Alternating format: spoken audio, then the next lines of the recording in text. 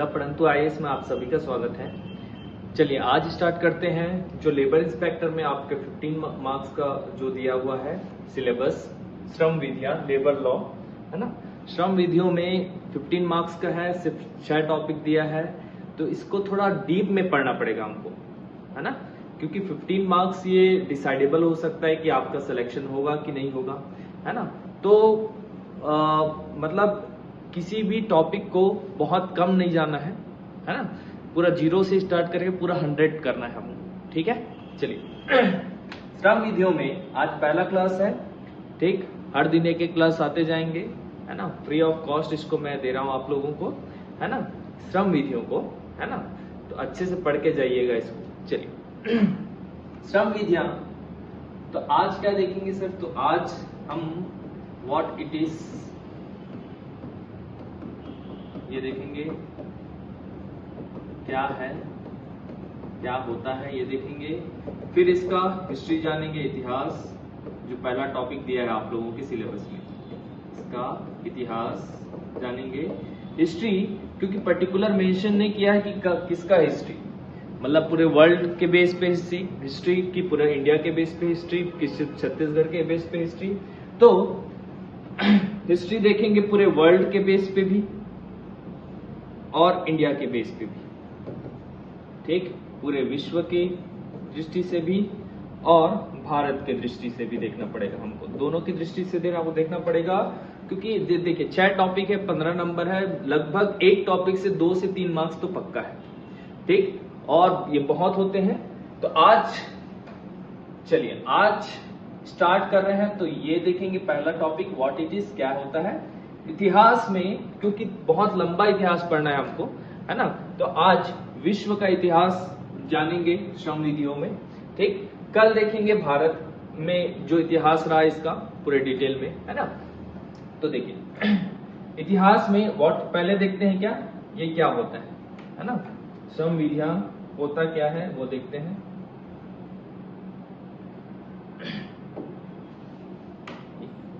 होता क्या है, व्हाट इट इज। तो लेबर लॉ, श्रम कौन करता है, लेबर करता है। तो एक तरफ होगा ऑर्गेनाइजेशन, अच्छे से समझिएगा, है ना, कोई संगठन होगा, ठीक, और एक तरफ होगा जो श्रम करता है। कौन करता है भाई, लेबर, श्रमिक। और याद रखिएगा कई बार एक श्रमिक नहीं होते, कोई भी ऑर्गेनाइजेशन में, कोई भी संगठन में, कोई भी कंपनी में एक से ज्यादा श्रमिक होते हैं। तो एक यूनियन बनाते हैं उन लोग, एक समूह बनाते हैं। तो श्रमिकों के समूह को क्या बोलते हैं, यूनियन। तो इसको यूनियन बोल लो या ट्रेड यूनियन बोल लो, ठीक। यूनियन मतलब क्या सर, श्रमिकों का समूह, या तो श्रमिकों का समूह, या तो श्रमिकों का समूह, ठीक। तो श्रम विधियां, विधि किसके किसके बीच बनेगा, संगठन और श्रमिक के बीच, ठीक। नियम कानून, है ना, किसके किसके बीच बनेगा, संगठन और श्रमिक के बीच। तो ये क्या होता है समझने के लिए अच्छे से याद रखिएगा, ये दो सेट ऑफ रूल्स है। श्रम विधियां क्या है, सेट ऑफ रूल्स है, नियमों का समूह होता है, ठीक। Set of rules between organisation and labour और ट्रेड यूनियन, ठीक। सेट ऑफ रूल्स है किसके किसके बीच, सेट ऑफ रूल्स होता है संगठन और श्रमिकों के बीच या यूनियनों के बीच का नियमों का समूह होता है, ठीक। तो पहला मतलब अगर क्या होता है पूछ लिया, श्रम विधियां क्या है परिभाषित कीजिए करके, ठीक। तो क्या परिभाषित कीजिए करके 4 ऑप्शन दे देगा, इसमें से कौन सा सबसे सही है बोल के। ये संगठन और श्रमिकों के बीच या यूनियनों के बीच के नियमों का समूह होता है, ठीक। अब ये नियमों का जो समूह होता है ना, दोनों के बीच एक माध्यम होता है, ठीक। नियमों का समूह होता है जो सभी के संबंधों को नियंत्रित करता है, ठीक। नियमों का समूह होता है जो इसके भी और इसके भी, जो सभी के संबंधों को नियंत्रित करता है, सभी के संबंध मतलब ऑर्गेनाइजेशन और लेबर के बीच का जो संबंध होते हैं, ठीक, कितना घंटा काम करवाना है ऑर्गेनाइजेशन को, श्रमिकों को कितने घंटा काम करना है, ठीक, 8 घंटा है कि 10 घंटा है कि 12 घंटा है, ठीक, और कैसा कैसा रहेगा, कौन सा रूल तोड़ेंगे तो क्या क्या लॉ लगेगा, ठीक। तो ये सब जो सभी के संबंधों को, इन दोनों के बीच के संबंधों को नियंत्रित करता है, ये पूरा परिभाषा हुआ आपका। लेकिन इस परिभाषा में एक चीज और जोड़ना है आपको, ठीक, और इसके अलावा, ठीक, ये श्रम विधियां किसके लिए लाए होंगे आप समझिएगा थोड़ा। श्रम विधियां खासकर किसके लिए फेवर्ड है, ठीक, किसके लिए अच्छा चीज है, श्रमिकों के लिए, है ना, श्रमिकों के हक में जाता है ना। तो याद रखिएगा श्रमिक या यूनियनों के, ठीक, अधिकारों को भी ये परिभाषित करता है, ये हो गया पूरा। तो दो चीज करता है, दो चीज याद रखेंगे इसमें, कितने चीज, दो चीज, ठीक। ये क्या है चीज, क्या है बोलेंगे श्रम विधियां, तो ये संगठन और श्रमिक के बीच, संगठन ऑर्गेनाइजेशन और लेबर के बीच, ट्रेड यूनियनों के बीच एक नियमों का समूह होता है, सेट ऑफ रूल्स होता है, नियमों का समूह होता है, सेट ऑफ रूल्स होता है, ठीक, सेट ऑफ रूल्स होता है, नियमों का समूह होता है, जो इन दोनों के जो सभी के संबंधों को नियंत्रित करता है, जो कंट्रोल करता है रिलेशंस को, ठीक, दोनों के, और इनके अधिकारों को भी ये परिभाषित करता है। किनके अधिकारों को, श्रमिक और यूनियनों के अधिकारों को भी ये परिभाषित करता है। तो ये हो गया परिभाषा। तो परिभाषा में अगर पूछा है, ठीक, श्रम विधियां क्या है, उसका ठीक से परिभाषित करने पर क्या अर्थ निकलता है, तो दोनों में से कोई एक ऑप्शन होगा, उसको याद रखिएगा, दोनों में से कोई एक ऑप्शन को लीजिएगा, ठीक। ये तो चलिए व्हाट इट इज समझ में आ गया। अब हमको देखना है विश्व में इसका इतिहास कैसा रहा, श्रम विधियों का इतिहास, ठीक। विश्व में श्रम विधियों का इतिहास, ठीक, history of labour law in world. पहले विश्व में, आज देखेंगे पूरे विश्व में कैसा कैसा रहा, ठीक, कल पूरे भारत में देखना है इसी को, है ना। चलिए, तो विश्व में श्रम विधियों का इतिहास देखें तो सबसे पहले याद रखिएगा 18वीं शताब्दी को, ठीक, कौन सा शताब्दी, 18वीं शताब्दी, ठीक, 18th सेंचुरी को, है ना। 18वीं शताब्दी में क्या आया, श्रम विधियों का नींव रखा गया, श्रम विधियां आया, लेबर लॉ आया। क्या आया भाई, लेबर लॉ आया, ठीक। लेकिन अब देखिए इसमें कुछ क्वेश्चन, अगर सिंपल क्वेश्चन पूछा है कि श्रम विधियां की शुरुआत कब से माना जाता है, तो 18वीं शताब्दी, ठीक, कौन सी शताब्दी से माना जाता है, 18वीं शताब्दी। लेकिन इसमें और क्वेश्चन बनते हैं, क्या क्वेश्चन सर, तो पूछता है आधुनिक श्रम कानून की नींव कब रखी गई। मान लो क्वेश्चन आया, आधुनिक श्रम कानून की नींव कब रखी गई, ठीक, base of modern law, labour law,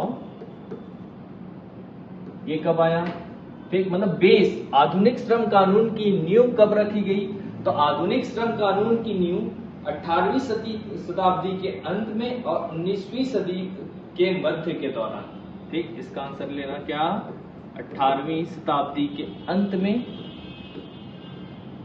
है ना, प्लस 19वीं शताब्दी के मध्य तक, 19वीं शताब्दी के, है ना, 19वीं शताब्दी के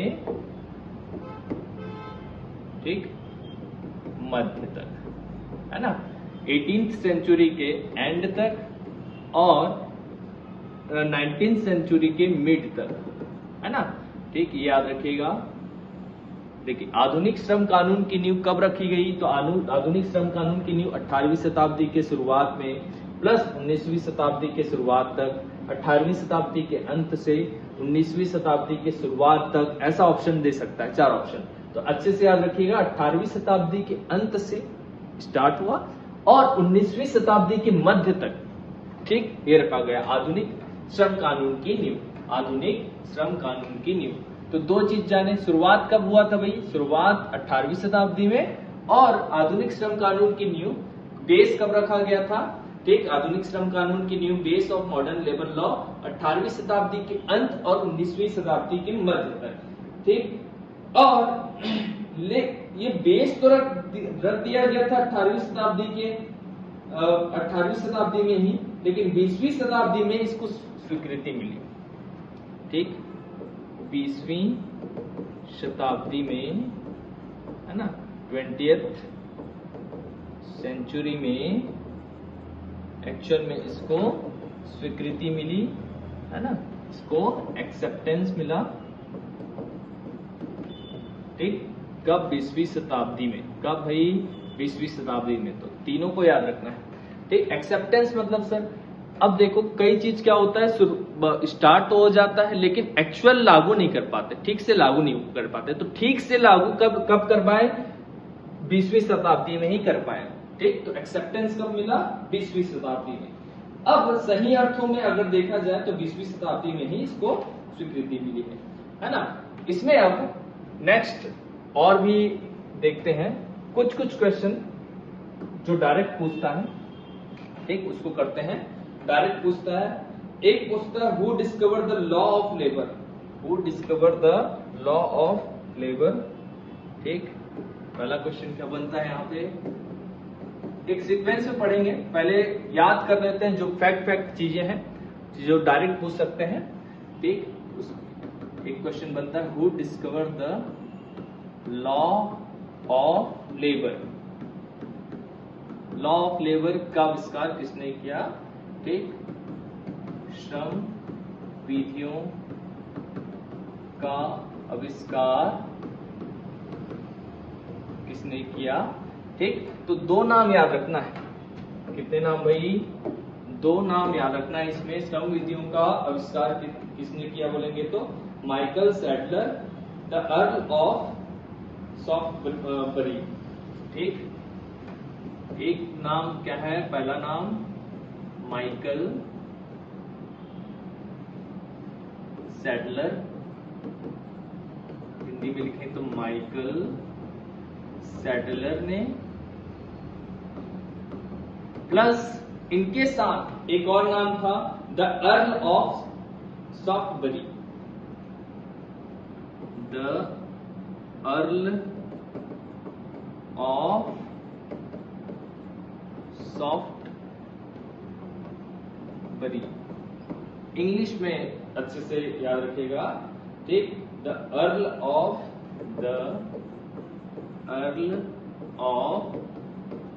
सॉफ्टबरी। ठीक, ये नाम है। अब इस नाम को तो ऐसे ही याद रखना पड़ेगा, Michael Sadler, the earl of Shaftesbury. ठीक, द अर्ल ऑफ सॉफ्टबरी। तो इसको कैसे याद रखेंगे सर? बार बार रिवीजन करना है। सॉफ्टबरी, ठीक, ब्लूबेरी, मलबेरी टाइप का ऐसा एक नाम है, याद रखिएगा। उसके आगे द अर्ल ऑफ है, याद रखिएगा, द अर्ल ऑफ सॉफ्टबरी। ठीक, और एक माइकल सैडलर। तो श्रम विधियों का आविष्कारक किसे माना गया? ठीक, तो Michael Sadler plus the earl of Shaftesbury, दोनों को माना गया। अब एक क्वेश्चन और आता है। ठीक, एक क्वेश्चन और बन सकता है आपका, प्राचीन काल में कौन सा श्रम प्रचलित था? प्राचीन काल में कौन सा श्रम प्रचलित था? ठीक, एक तो दास प्रथा, ठीक, बॉन्डेड लेबर, है ना, प्लस एक कृषि श्रम। ठीक है ना, एग्रीकल्चर लेबर और बॉन्डेड लेबर, दास श्रम और कृषि श्रम, ये दोनों प्रचलित था। हालांकि इसके आने के चांसेस ज्यादा नहीं है। एक और मोस्ट पॉपुलर है ना, अनियमित श्रम का पहचान किसने किया था? ठीक, सबसे पहले अनियमित श्रम का पहचान करता कौन है ना? ठीक, इनका नाम याद रख लीजिएगा। अनियमित श्रम का पहचान करता प्लिनी को माना जाता है। किनको? प्लिनी को। ठीक, किनको? प्लिनी को। ठीक, ये बोले थे एक शब्द, वो याद रखिए, गुलामों का रोग। क्या शब्द बोले थे ये? गुलामों का रोग। ठीक, प्लिनी ने गुलामों का रोग कहा था, इसलिए ये अनियमित श्रम। ठीक, जो नियमित नहीं थे, है ना, अनियमित, है ना, ठीक, उनका पहचान करता सबसे पहले पूरे विश्व में किनको माना जाता है? प्लिनी को। किनको माना जाता है? प्लिनी को। ठीक, तो तीन चीज और याद रखना है इसमें। Who discovered the law of labour? Michael Sadler. The earl of Shaftesbury. प्राचीन काल में कौन कौन से, तो वो तो आपको देख के समझ में आएगा। दास श्रम भी था, कृषि श्रम भी था।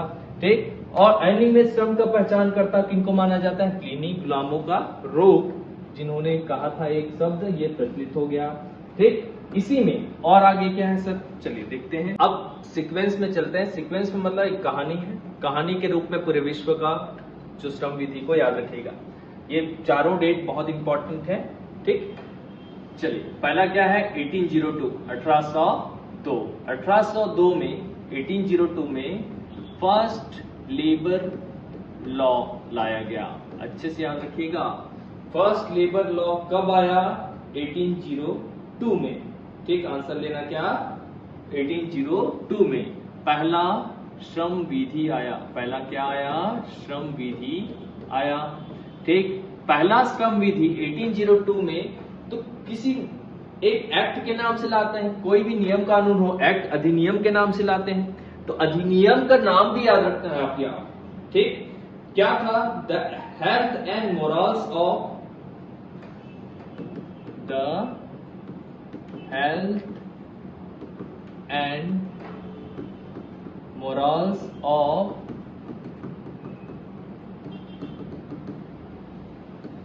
अप्रेंटिसेस। ठीक, एक्ट, है ना। इसको हिंदी में क्या लिखते हैं सर? प्रशिक्षुओं का। ठीक, हेल्थ मतलब आपके स्वास्थ्य और नैतिकता का अधिनियम। स्वास्थ्य एवं नैतिकता का अधिनियम, याद रखिएगा। ठीक, प्रशिक्षुओं का, जो प्रशिक्षक होते हैं, ठीक, प्रशिक्षुओं का स्वास्थ्य एवं नैतिकता का अधिनियम कहलाया। ठीक, क्या? The health and morals of apprentices act, है ना। इसमें क्या लाया? अब श्रम विधि है। श्रम विधि है मतलब कुछ न कुछ लाए होंगे नियम कानून। ठीक, तो इसमें क्या नियम कानून थे? तो इसमें सबसे पहले बोला गया कि अब रात में कोई भी श्रमिक, ठीक, कार्य नहीं करेगा, है ना। ठीक, नाइट वर्क, है ना, एंड किया गया। सबसे पहला चीज, रात में कोई भी श्रमिक कार्य नहीं करेगा।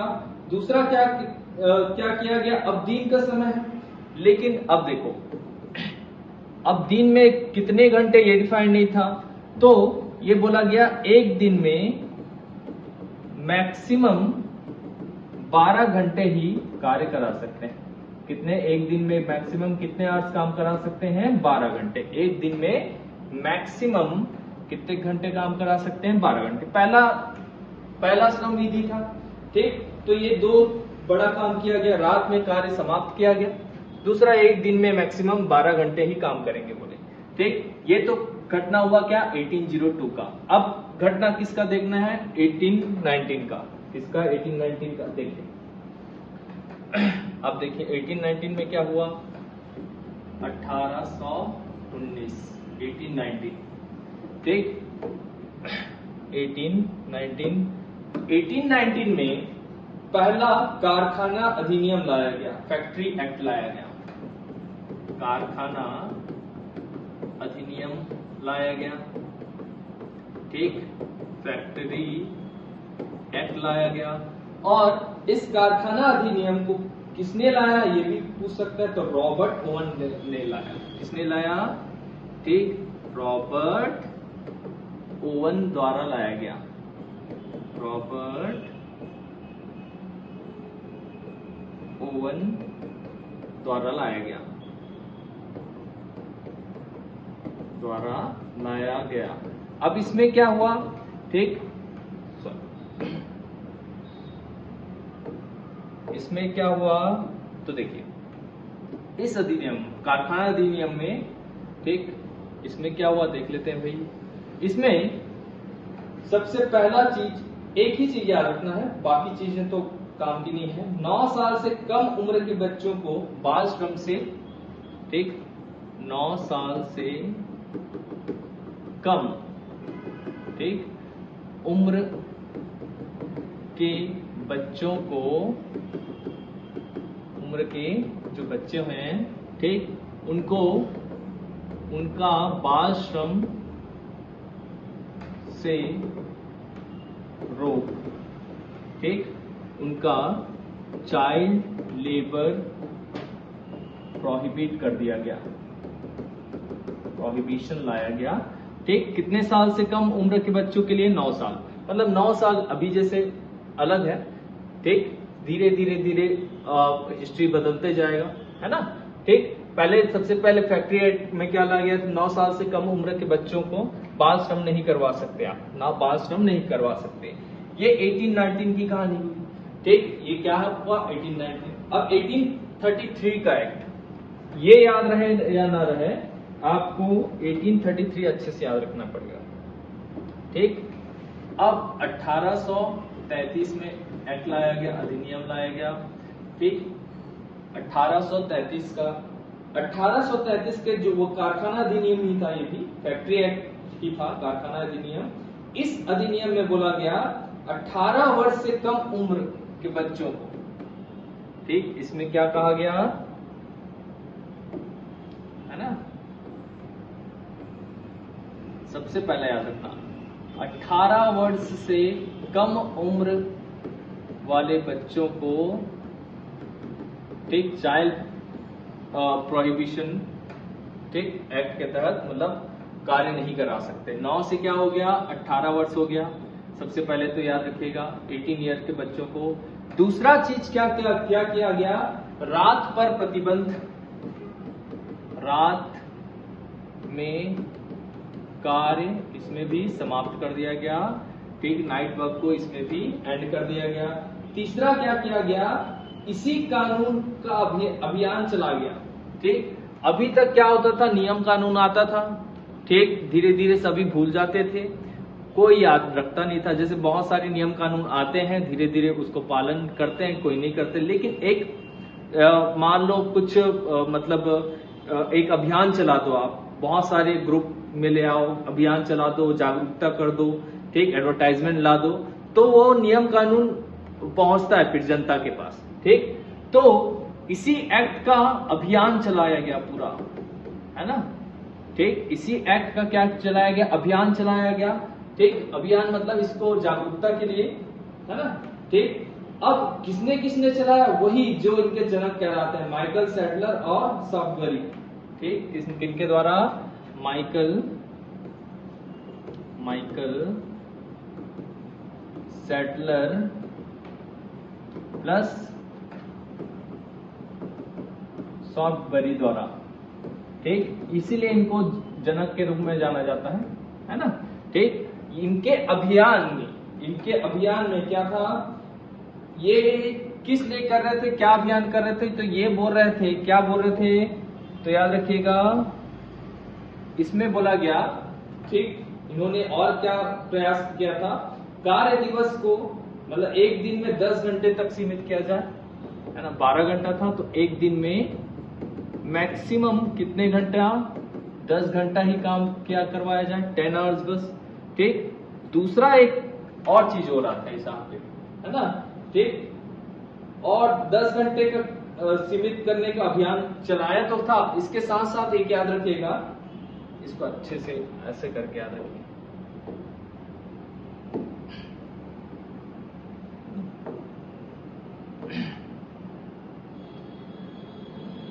ले लेते हैं।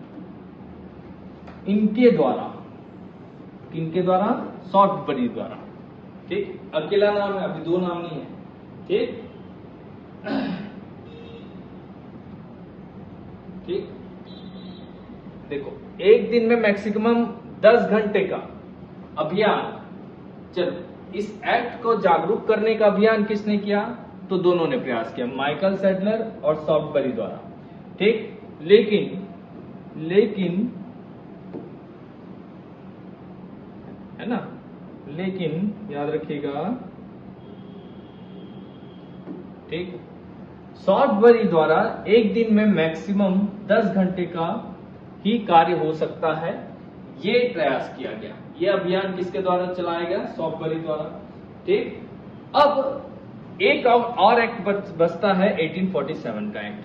क्या, कौन सा एक्ट, 1847 का एक्ट। देखो 1847 का जो कारखाना अधिनियम था, 1847 का एक्ट जो था, इसी को जो सॉफ्टबरी द्वारा जो प्रयास चल रहा था एक दिन में मैक्सिमम 10 घंटा का ठीक कार्य हो, इसी को पारित कर दिया गया, इसी को पास कर दिया गया, इसी को क्या किया गया, पारित किया गया, पास किया गया, और इनके अभियान को सक्सेसफुल, ठीक, यह सफलता मिला बोलना चाहिए, है ना। तो देखिए यहाँ पे हम क्या देखे थे सीक्वेंस में, हमको ये 4 एक्ट याद रखना था। ठीक, 1802, 1819, 1833, 1847। सबसे मेन क्या है, 1833 का है। ठीक, और सबसे और देखेंगे तो 1802 का, 1802 फर्स्ट लेबर लॉ आया। ठीक, इसमें क्या क्या हुआ वो याद रखिएगा। 1819 में क्या क्या हुआ वो याद रखिएगा। 1819 का एक्ट में, ठीक, रॉबर्ट ओवन द्वारा फैक्ट्री लॉ लाया गया, 9 साल से कम उम्र के बच्चों को, ठीक, बाल श्रम से रोक लगा दिया गया। यहाँ पे 18 साल कर दिया गया। 1833 में 18 साल के कम उम्र के बच्चों को प्रोहिबिशन, रात में कार्य नहीं करवा सकते, अभियान माइकल सैडलर और सॉफ्टबरी द्वारा। और अब दोनों अभियान तो चलाए थे, लेकिन सॉफ्टबरी का ही सोच था कि एक दिन में मैक्सिमम 10 घंटा ही काम करा सकते हैं। इसको पारित कब किया गया, 1847 का एक्ट लाके, और इनको सक्सेसफुल मिला था, है ना। ये हो गया क्या, एक्ट सीक्वेंस याद रखिएगा। अब क्योंकि विश्व का हम देख रहे हैं, क्या देख रहे हैं, विश्व का, तो हमको 2 चीज और देखना पड़ेगा। 2 कंट्री को ले लेते हैं, जो सभी कंट्री का तो नहीं कर सकते, ब्रिटेन और अमेरिका। ठीक, किसका, ब्रिटेन और अमेरिका। तो ब्रिटेन में और अमेरिका में किनके द्वारा लेबर लॉ का शुरुआत माना जाता है, ये देख लेते हैं। ठीक, तो ब्रिटेन में बोले तो व्हिटले कमीशन, ठीक, व्हिटली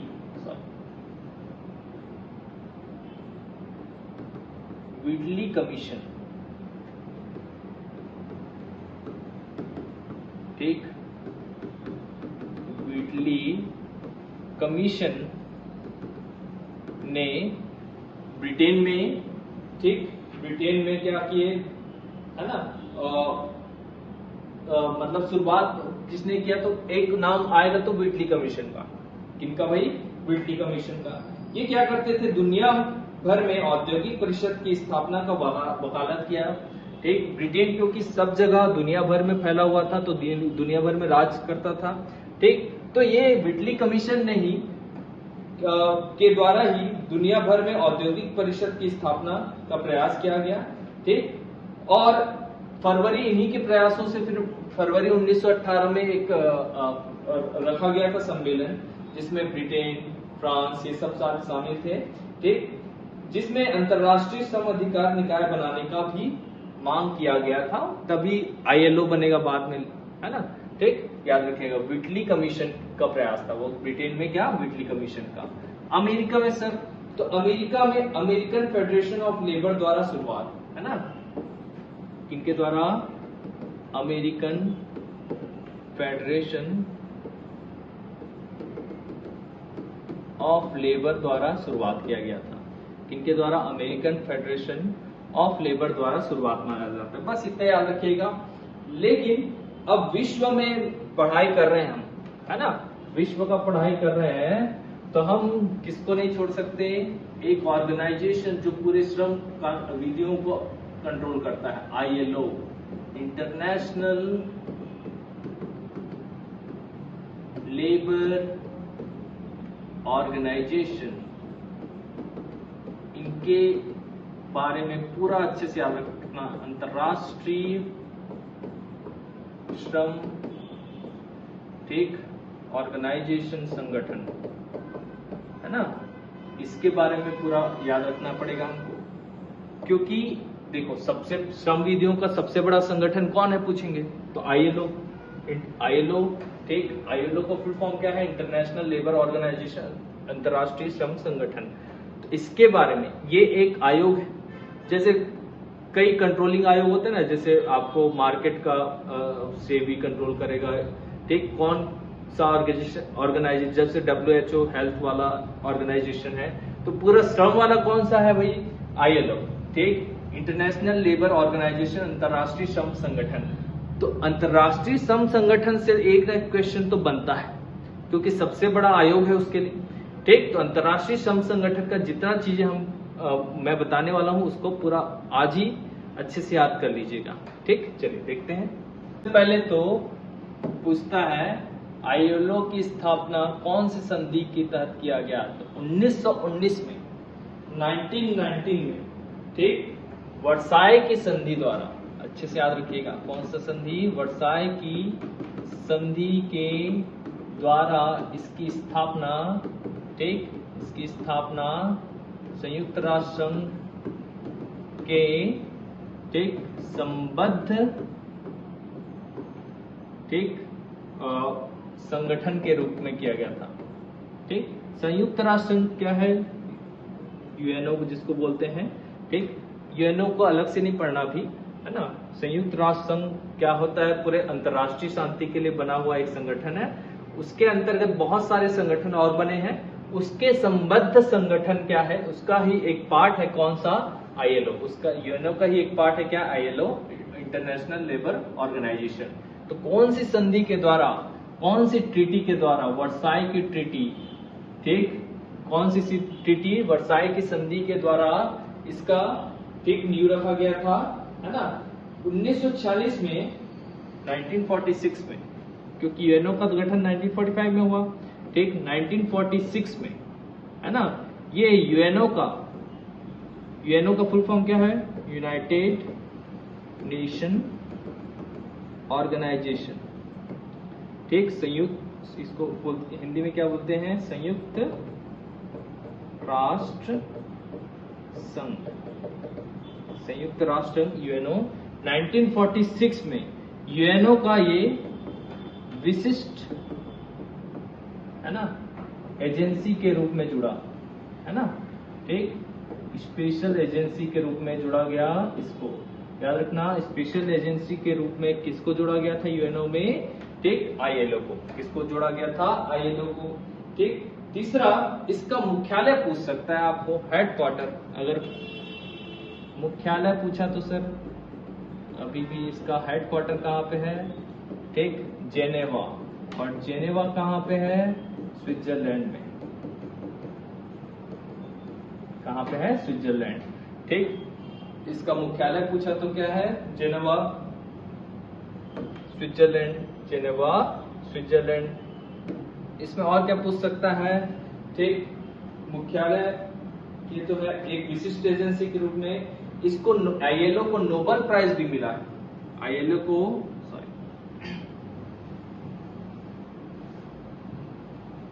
ठीक, ILO को नोबेल प्राइज भी दिया गया है। तो याद रखना, ILO को विश्व शांति के लिए नोबेल प्राइज कब दिया गया? तो ILO को नोबेल प्राइज मिला है 1969 में। विश्व शांति के लिए नोबेल प्राइज दिया गया। ठीक, ILO को विश्व शांति के लिए नोबेल प्राइज कब मिला? 1969 में। ठीक, एक और क्वेश्चन पर बनता है,